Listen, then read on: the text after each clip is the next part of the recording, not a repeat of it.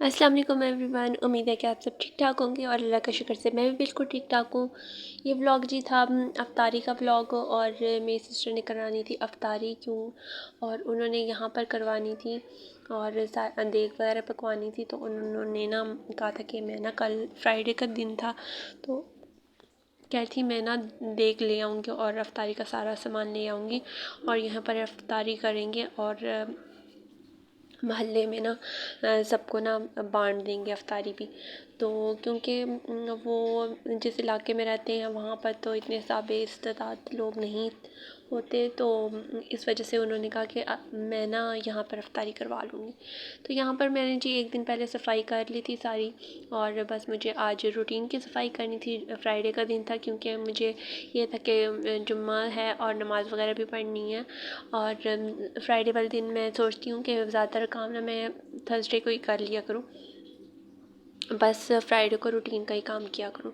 तो यहाँ पर मैं रूटीन का ही काम कर रही थी, बाकी सारा काम मैंने कर लिया था। यहाँ पर मैं झाड़ू वगैरह लगा रही थी। यहाँ पे मैं आपको दिखा रही हूँ मेरे जो कारपेट है ना, ये फट गया है। ये ना मेरी शीशे की टेबल है ना, उसकी वजह से फट गया है।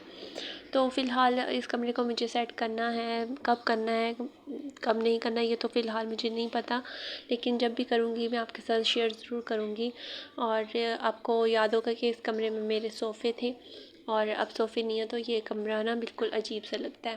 तो यहाँ पर अब बैठने की कोई जगह नहीं थी, तो मैंने सोचा कि ना नीचे ही ना मतलब कि चादर बिछा के और दस्तरखान लगा दूँगी। यहाँ पर मैं चारपाई आपको दिखा रही हूँ कि चारपाई मैंने खड़ी कर दी थी, और इस चारपाई को ना वो सामने स्टोर में मैं खड़ा कर दिया है मैंने। अब यहाँ पर मैं बिछा दूँगी सारी चीज़ें।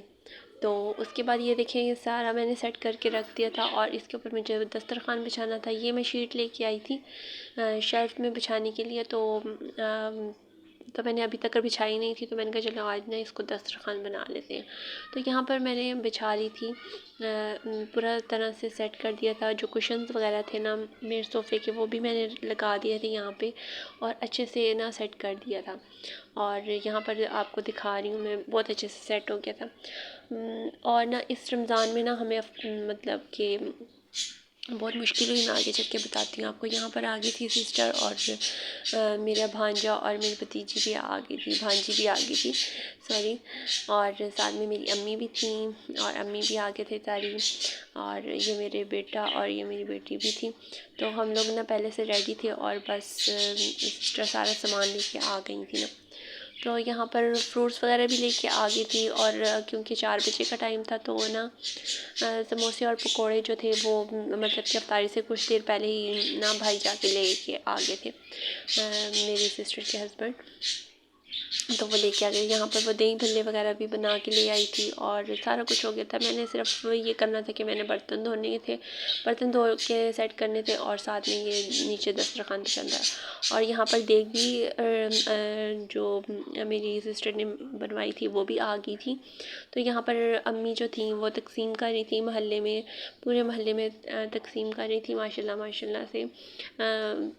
इसमें ना मतलब कि सबको दे के बिना माशाल्लाह इतनी बरकत हो गई थी कि फिर भी काफ़ी बच गई थी। तो फिर सिस्टर ने ना शापर में बांध के तो बाकी जिन लोगों को देने थे उन लोगों को भी दे दिए।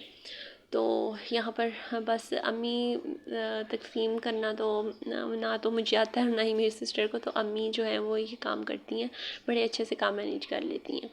तो यहाँ पर सिस्टर जो थी उन्होंने फ्रूट चाट वगैरह भी के लिए जो फल लेके आई थी वो भी सारा रेडी कर लिया था। और यहाँ पर मेरा जो काम था ना वो अम्मी के साथ बस ना अम्मी ने डालने होते थे, और मैंने जाके ना सबको मोहल्ले में ना तकसीम करना था। और जो बाकी सारा काम था ना दस्तरखान वगैरह सेट करना, वो मेरी सिस्टर ने कर लिया था। और सिस्टर लेके आई थी मेरे लिए ईदी, और अम्मी भी मेरे लिए ईदी लेके आई थी। वो मैं आगे चल के आपको अपनी ईदी भी दिखाऊंगी और शेयर करूंगी आपके साथ। और इसके अलावा ना यहाँ पर मैं आपको दिखा रही हूँ, हम लोग फिर रोज़ा अफ्तारी का टाइम हो गया था, तो यहाँ पर पकोड़े और समोसे वगैरह भी आ गए थे, तो भाई लेके आ गए थे। तो ये सामने जो बैठे हुए हैं मेरे सिस्टर, मेरे भाई बहनोई और उनके मेरी सिस्टर के बच्चे हैं, माशाल्लाह ज़रूर कह दीजिएगा। और इस तरफ हमारी फैमिली बैठी थी और अम्मी बैठी थी। तो यहाँ पर माशाल्लाह से बहुत सारी चीज़ें हो गई थी। आपको पता है कि अफ्तारी के टाइम इतना कुछ खाया नहीं जाता, तो साथ में चावल भी हमने रख दिए थे और फ्रूट चाट और सब कुछ था वो भी रख दिया था। तो माशाल्लाह से बहुत मज़ा आया।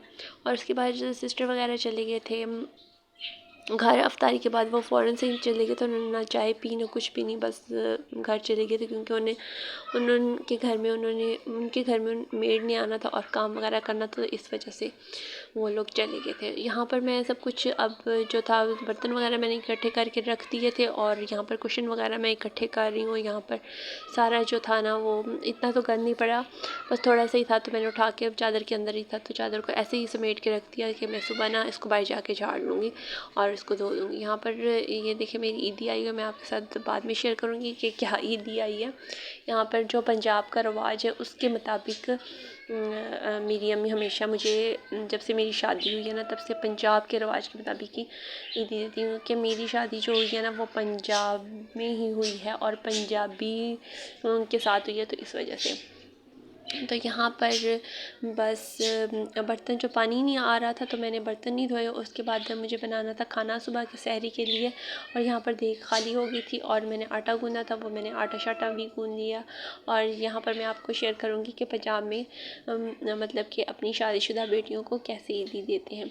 तो जब तक मेरी सास थी, तो तब तक मेरी सास का भी मतलब कि सूट वगैरह आते थे और सारा कुछ होता था, लेकिन अब वो लोग यहाँ से चले गए हैं, उन्होंने अपना घर बना लिया, तो मेरी अम्मी अब मेरे लिए लेके आती हैं। तो यहाँ पर जी थे चावल के साथ आटा था, आटा चीनी और साथ में पत्ती और ये कुछ सामान था, और साथ में ये सर्फ़ का एक पैकेट भी था, वो मुझे नज़र नहीं आया, बाद में मुझे नज़र आया तो मुझे दिखाना याद नहीं रहा। तो यहाँ पर ये चीनी थी और ये 2 पैकेट जो 2 डिब्बे थे वो पत्ती के थे और सारा कुछ था, और ये घी था।